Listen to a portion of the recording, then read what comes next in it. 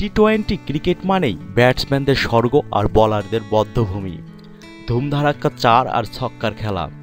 ইদানিং রান 200 ছাড়িয়ে গেলেই তাদেরকে প্রকৃত টি-20 দল বলা হয়। কিন্তু আইপিএলের 10ম আসরে হচ্ছেটা কি?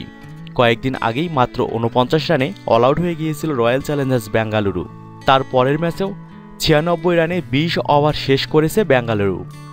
গতকাল আবার মাত্র 60 রানে অল আউট হয়ে দারুণ লজ্জার জন্ম দিয়েছে দিল্লি ডেয়ারডেভিলস।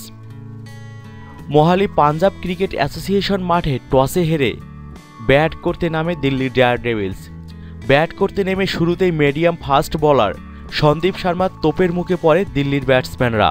কোরে অ্যান্ডারসন সর্বোচ্চ রান করেছেন 18, করুণ নায়ার ও কাগিসো রাবাডা করেন 11 রান করে।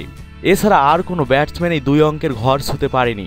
শেষ পর্যন্ত 17.1 ওভারে স্কোরবোর্ডে 67 রান তুলতেই অল আউট দিল্লি ডেয়ারডেভিলস।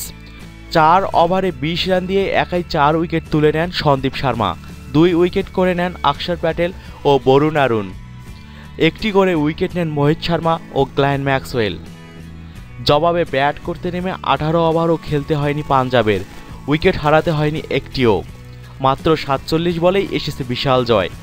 শুরুতেই 2 ব্যাটসম্যান মার্টিন কাপটিল ও হাসি মামলা রীতিমতো স্টিম রুলার বইয়ে দেন দিল্লির বোলারদের উপর। 27 বলে 6-4 ও 3 ছক্কায় 50 রানের বিধ্বংসী এক ইনিংস খেলেন মার্টিন কাপটিল। শেষ পর্যন্ত 7.5 ওভারেই জয়ের লক্ষ্যে পৌঁছে যায় কিংস 11 পাঞ্জাব।